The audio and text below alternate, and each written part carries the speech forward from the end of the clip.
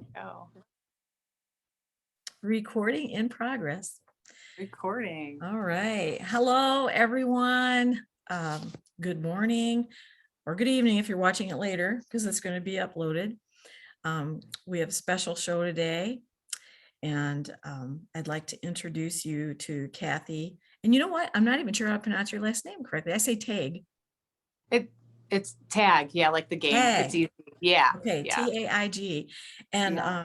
I met Cathy at a Clay Clark Reawakening America in Grand Rapids, and she resides in Michigan. Yep. And I was there actually with Professor Toto's work.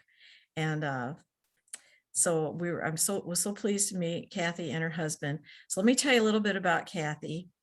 The title of today's show is actually Birthright, Discover God's Best for Your Birth Experience. And I'm going to tell you something. It's not just if you're pregnant, because if you're a grandmother or you're a parent of future children, I think this is a book that you should keep in your library and make and understand what it has to say for your future, for your grandchildren, for your children. And so let me tell you a little bit about Cathy. She's got a Bachelor of Arts in International Studies from the University of Michigan, and she is a Doctor of Chiropractic from Life University. She's certified in Webster and morphogenic field techniques, and I might ask you to explain what that is. Sure. Dr. Cathy has specialized in the care of pregnant moms and babies for the past 18 years. And during that time, she's been on television and radio promoting the benefits of natural health. And Dr. Cathy and her husband, Dr. Tim Taig, have a chiropractic practice in Grand Rapids, Michigan, where they reside with their two children. For nearly 20 years, Dr. Cathy has attended and supported many home births and shows this approach for the birth of her second child. So Cathy, welcome and thank you for doing this interview. I know this will be a blessing to so many people. Thank you, Linda. I really appreciate you having me. How about you tell us just a little bit about tell us a little bit about your book briefly, and then tell us what prompted you or how you were prompted to write it. Sure. So I wrote this book during the initial stages of the COVID. And what motivated me to write it, I knew I would always write something. I just didn't know when. And I was really kind of waiting on the Lord to tell me when. And so when COVID started happening, I started hearing things like moms going in to have their babies and they were making them mask during labor, which made me angry. And then I also heard other accounts of if the mother tested positive for COVID the week of her delivery, then they would be separating the baby from her right away until they determined it was okay to join them together. And so I knew that that was not God's best for that scenario. There's just really strong benefits to bonding right away with mom and baby. And I was just, it lit a fire in me. And then I heard the Holy Spirit say, okay, now, okay, now write this. And so, and I had quite the journey with my own childbearing and being able to have my children. I wasn't able to get pregnant until I was 16 years into my marriage. And it wasn't for lack of trying. And it was like, well, here I am, a doctor of chiropractic, and my specialty is taking care of moms, pregnant moms and babies, adjusting them. And I'm not able to start my own family. So that was quite a journey that I share in the book. But I give the readers just a tool belt to have so that they kind of can figure out what is going to be happening, especially for first-time moms. I don't think that you don't really know what's going to happen until you're in it. So I think it's just a great resource, whether you've never had a child or whether you're getting ready to, so that you can protect yourself and your baby when you're going through the process. And so when you heard it's now's the time, Yes. did you just sit down and start writing immediately? Pretty much. So I have right now I have a 9 and 6-year-old, and that was a year ago. So they were right 8 and 5. So whenever I had a moment, I would write. And, but it basically took me the summer of 2020 to write it. It came out pretty easy. And then it was just a process of editing and finally getting it published. So, yeah. Well, I really enjoyed reading. Of course, I'm not pregnant and I'm past those years, and I'm hoping God isn't going to do a Sarah thing. I have two. Yeah, I have two, so I'm good. Sure. But I thought, okay, I'm going to ask a couple things that really stood out that I loved. Of course, being a Bible student, I loved how you incorporated the women from the scriptures. And so you had an intention when you did that, Yes. So, yes, because so in my perspective, I am a doctor of chiropractic. So that means I'm a primary care physician, but it doesn't necessarily mean that I am in the medical community. And so, I have patients that are in both worlds, right? They use my care, they use the medical paradigm. And, but there just seems to be a strong trend that when you are pregnant and you're going to have your baby, that you go to the hospital. Now there's, home birth has been around for a while, of course. And other options are out there, birthing center options. But it seemed to me that there wasn't, unless they met me and talked to me and said, oh, how great this is, how you can, get your birth plan together. And, do you know you have that option and that option, that option? If I didn't have that interaction with them, then, right, they just did what everybody else did. They just went to the hospital. And so I found that the Christian women tended to lean toward hospital births. And there's nothing wrong with hospital births if you know how to go in there and protect yourself and your baby. So the believers needed to know more of the holistic things, right? But my holistic birth mamas that are doing the home births and, are kind of categorized, I guess, as, crunchy, right? They're like healthcare, really health conscious. They need Jesus. And so I basically took my book and tried to merge the two worlds together. And that was my intention because, going through my experience, the only reason why I was blessed with kids is because I really, God revealed his covenant to me and I embraced it. And I know that it's truth. And so I just wanted to share what I knew to be true with everyone else. And hopefully it brings people to the Lord. And hopefully it helps the people that are already following Jesus to know that they have better options. So you brought out,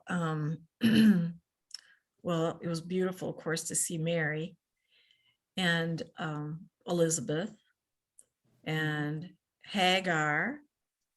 That was, yeah. And Tamar. Yeah, I'm trying to think who else he had in there. It was we had the Hebrew midwives, right? Yes. For Moses. I don't know why I'm shining Yes. like that. Sorry. There we go.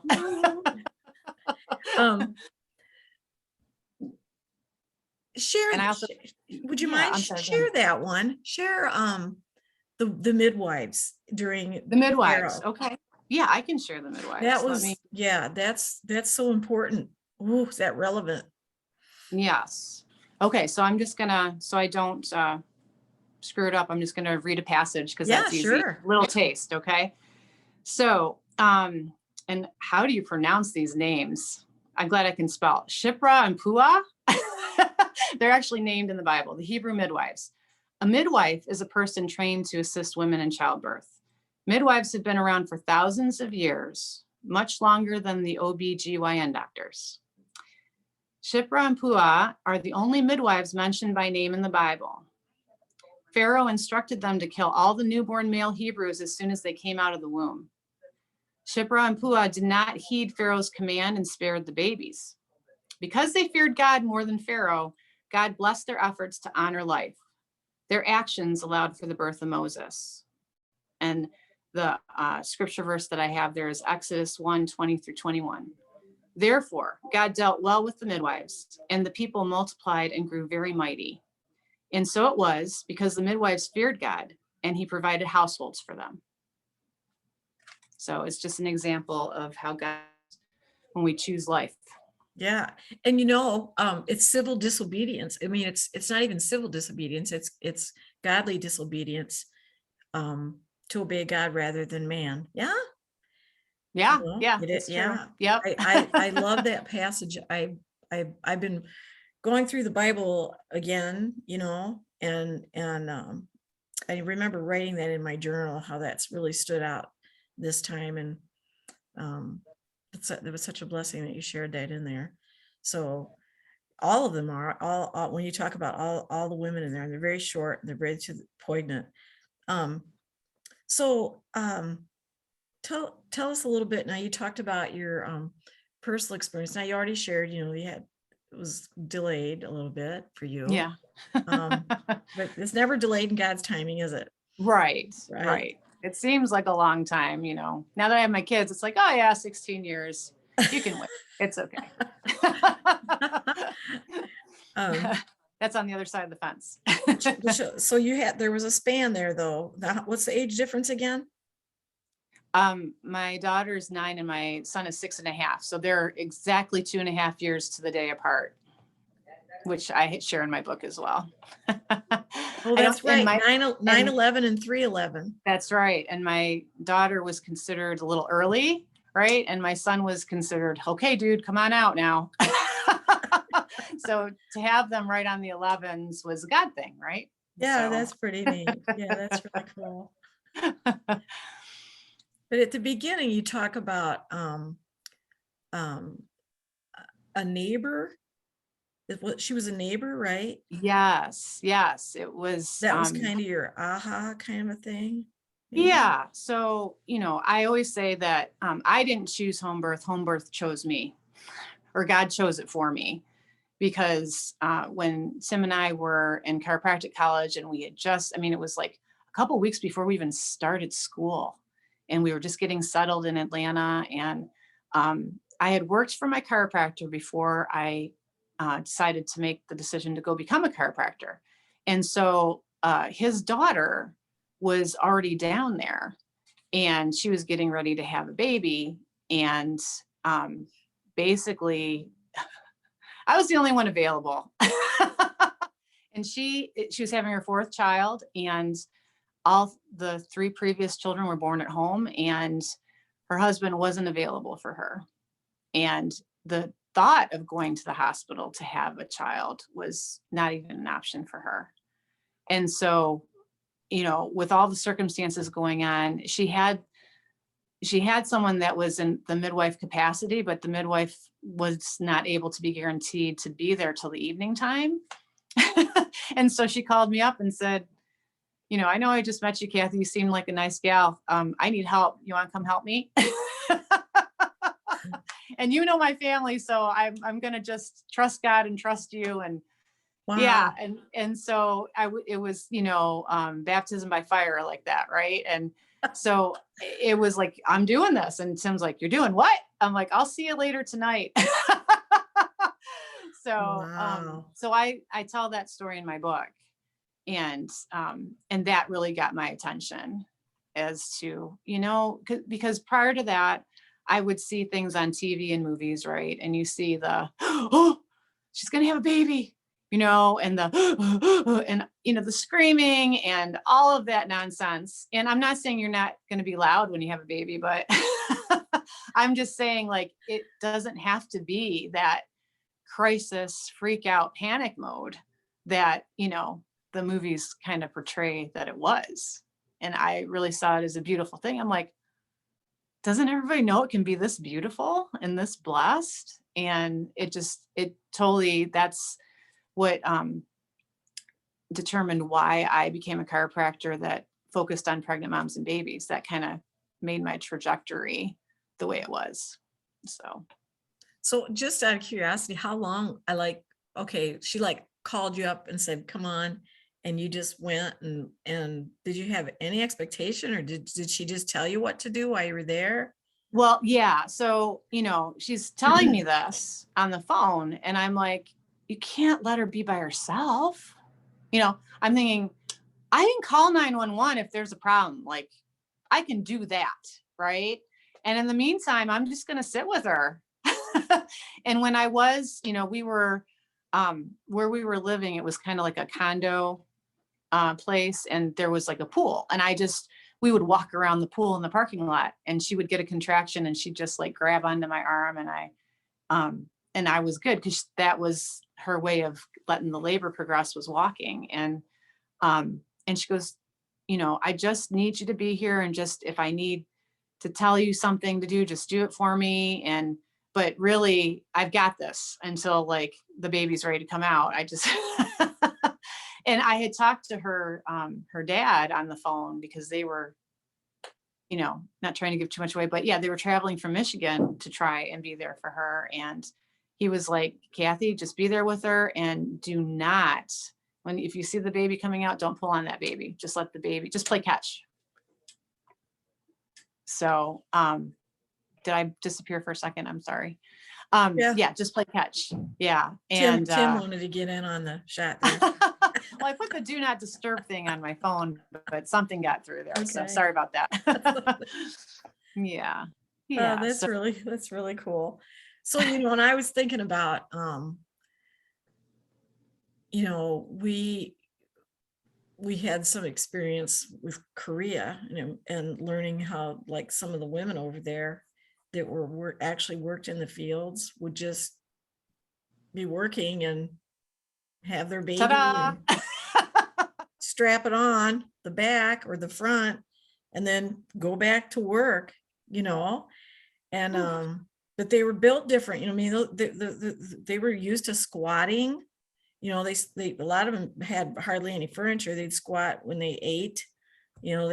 They're just, you know, I go to a Asian place to get my pedicure or whatever, you know, and they still squat. I mean, they're just like, you know, that's just what they do. Yeah. And now I digress a little bit, but did you ever hear of Squatty Potty?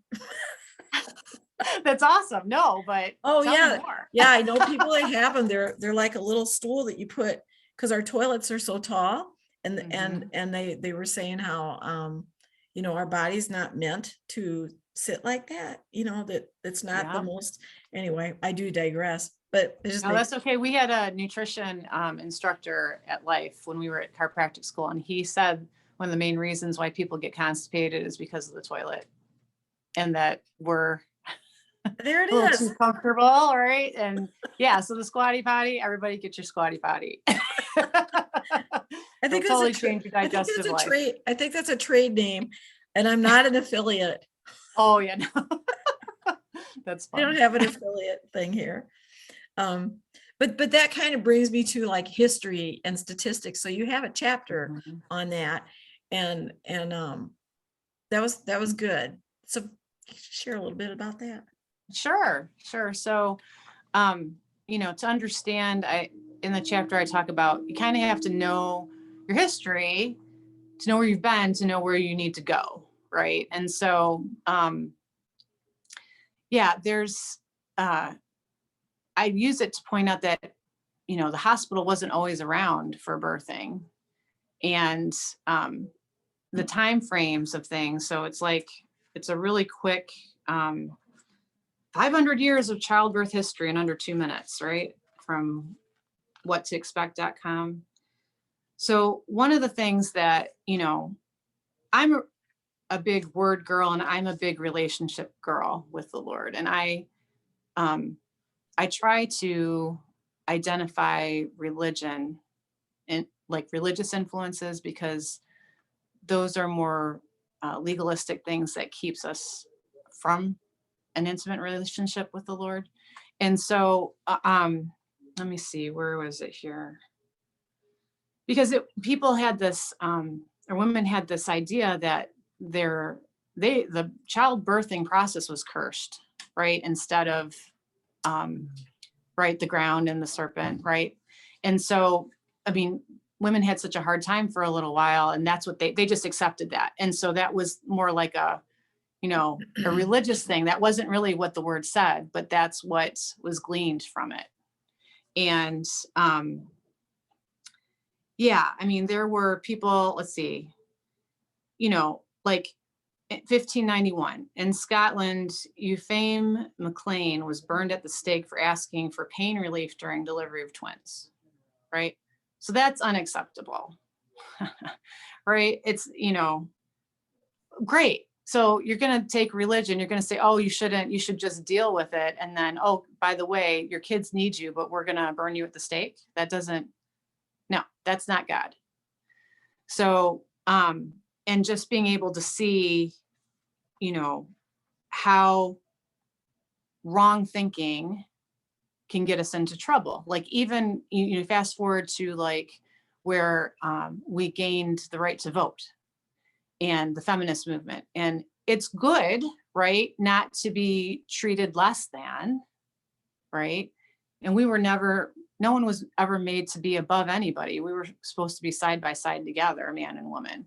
But the feminist movement took things to another extreme and said, well, I'm not even going to deal with pain. I'm not even going to deal with the process. And so load me up, give me all these medications, right? And it would harm both the mom and the baby, right? From that wrong thinking. So God designed the process. The more you know about the process and the more you know him, then the better experience you're going to have. That's good. The more you know about the process and the more you know about him. Let me take that back a little bit to the garden. So explain what you're saying there about the curse. Right. So we go into, part of the book also goes into, well, what does the Bible say, right? What does the Bible say about childbirth? And I believe it's Genesis 3:16, right? Let me see. Let me make sure that I'm quoting it right. But basically that's, when we made the bad decision, when Eve said, oh yeah, that's fine, we'll eat of this. Where did I put that? Well, anyway, sorry, I'm just getting lost. Okay. So, okay, I'm just going to read this excerpt because that kind of goes to where we are, and then we can get back on track with it. So we know from Genesis 3:16 that childbirth will not be painless. We also know that choosing to believe Satan instead of God presents obstacles that hinder a close connection to God, and in turn produces more difficulty to overcome. Religion will falsely portray that God was mad at Adam and Eve, cursed them, and kicked them out of the garden. But relationship, God's love for us, will reveal God's mercy, love, protection, and provision through his special plan to redeem man and woman from sin. So, Oh, and that's where you said that if had they eaten of the tree of life, yes, then they would be separated from God forever. Yeah. Right. And God didn't want that. Yeah, it was very beautiful the way you put that in your book. Yeah. So, yeah, and addressing that whole scenario, right? In our society specifically, we usually try to fix the blame instead of the problem. So, I hear Christians kind of joke around all the time. When I get to heaven, I'm going to talk to Eve. But, but the fact is that Adam was standing right there. If you read the scripture, he just didn't, he didn't stop it. Right. So it happened together. They did it together. But yeah, so we really are living in a time now where fixing the blame is not going to help us very much. We have to fix the problem, and to be able to identify the problem and be honest with yourself and say, okay, honestly, Lord, take inventory of yourself and say, I have this problem. Am I part of the problem? And if I am, then show me, Lord, how I can solve this problem with your help. That's when I had that revelation of, no, you know what? I don't have to know it all, and I don't have to pretend to know it all, and I can't do it on my own. I need the Lord in every single breath and every single second. And that's okay, because that's how he designed us to be in relationship with him. So if you're trying to do it without him, you're gonna have a hard time. Yeah. And honestly, although, it's not always a bed of roses either, because No, it's not.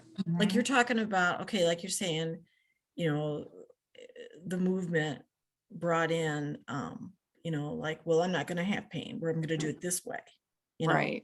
And it became a runaway, and now, that makes me think about, okay, now we have, access right away. We have food right away. We have, oh, I'm hurting, so let me pop something here. Sure. What I'm saying, we run from suffering or pain, and there's a time to deal with that. That's true. But there's also temporal pain that brings good things. Sure. Sure. There's a discovery time in the delay, the pain, and we're designed to call on him, to call out to him and say, help. Yeah. Or just having that baby. And I don't know why, but I thought of your story when you said, and I don't remember, I think it was with maybe your second child, where you said your leg went numb and you were going to drop a bowling ball. Yeah, that was with my daughter, my first one. And I was like, that was very graphic. I was like, oh, that's good. I like that. So had you been on all this spinal block or whatever, you would have never been able to write that. Exactly. That's right. It was all for the effects.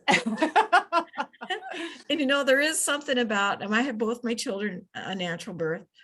And there is like, it wasn't, I'm sure there's pain for a lot of people. Sure.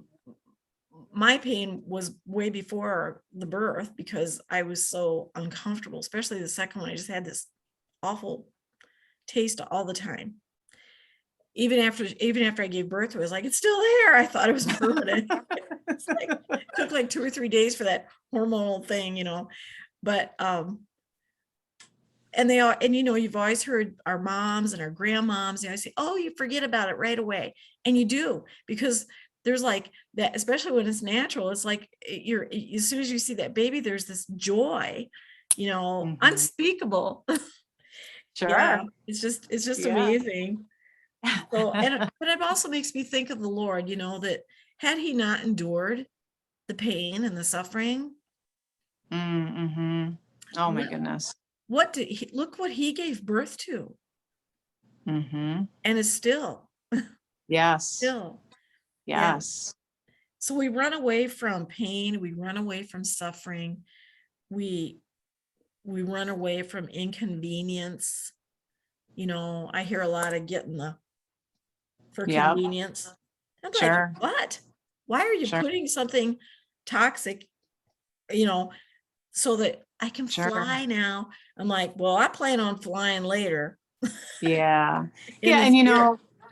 just, when we see our patients, right? I mean, we just heard of an account of, someone getting pressured to, do that. And as soon as that person got it, she miscarried.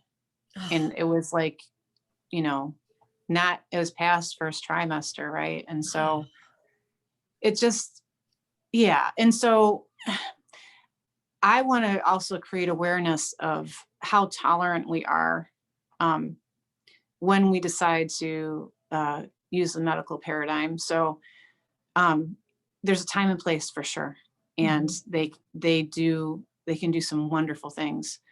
But with the before COVID happened, our country was the only country that infant and maternal mortality rates continued to be on the rise. mhm. And if we have the best facilities and the best technologies, that should not be the case, right? And so, Right. um, and I know that our birth stories are very personal, um, and we see it the way we see it, and there's nothing wrong with that. But if something happened that could have been prevented, right? If let's say if we can prevent the C-section from happening, right? Then that's a lot better for mom and baby. Now, if that happened, it happened. Sure, we can go on, but um, there's just a lot of other variables of harm that can come just from having that done. So I'm trying to raise awareness for that so that we don't just get what we get if we go to the hospital, like, oh yeah, this is what happened to me. And Mhm. it had to happen because it had to happen and I'm glad that we're alive. Well, maybe that's the case, but maybe not, right? So, I'm not trying to rain on anybody's parade, but I'm just trying to People let don't them always be realize there's a better way. right, right, There's a better way. right. And So, they just, yeah, and that comes through prayer, I think, and discernment and yes, knowledge, and wisdom comes from knowledge and our walk with the Lord. that's right. So well, I love your book. I think what you did was phenomenal, and I'm so glad that you were obedient to the Lord for that. Um, Thank you, Linda. could you, how can people get your book? What's the best way to get your book right now? Well, right now, the best way is to go to my website, cathytaig.com. And there's a link where you can either purchase the ebook or the paperback book. It'll be another month or so before it's available on Amazon. So just in time for the holidays, if you want to, if you're buying stuff for Christmas on the internet and want to throw that in your cart on Amazon, great, but it won't be available on Amazon until November 18th, 2021. So. And you have a podcast now coming, right? Yes, yes.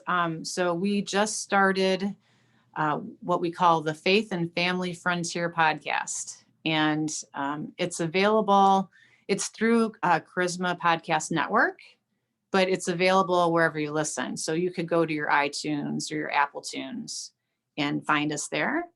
And right now, it's going to be a weekly distribution of the episodes. And we've got our trailer and episode 1 available as today. So Yay. every Wednesday morning at 5 a.m., they're going to upload a new episode. And that is, it's our attempt to get our message out there, not only for the strong beginnings for families with my book, Birthright, but also just having a solid foundation for the family. And my husband's on there as, he's also a doctor, but he's a big outdoorsman. And so he has, his handle is Trailblazer Tim. And so he's going to be talking to the daddies, right? So I'm talking to the mommies, I'm talking to everybody, but he's specifically talking to the daddies and, how to be strong for your family, how to walk alongside your wife when she is going to have the baby. Yeah. And then we're going to have some fun too, because my husband's a character. He's just a funny guy. So Well, I know we'll all have to tune in, and I'll make sure that I put your links with the, like they always do below. Yep, And below. Yep. yeah. So we'll get that on there so everybody can get your book and follow your podcast. And I just love what you're doing, and God bless you, both of you, and your children. Thank And you. keep up the good work. Thank you so much, Linda. Thank you so much for having me today. Great. God bless. God bless you. Okay. Bye-bye.